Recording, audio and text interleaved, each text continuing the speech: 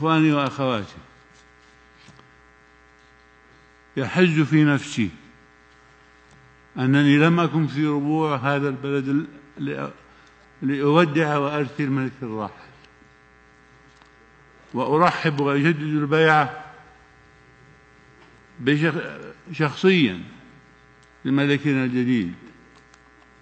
وها أنا اليوم بحمد الله بين إخوتي وأخواتي في ربوع هذا البلد الأمين، داخل صرح نعتز به من صروح وطننا الحبيب.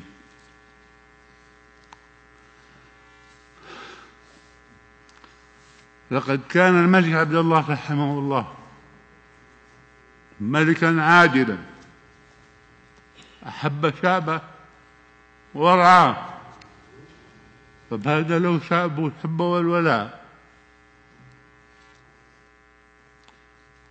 ولعل لقب الملك الصالح الذي عرف به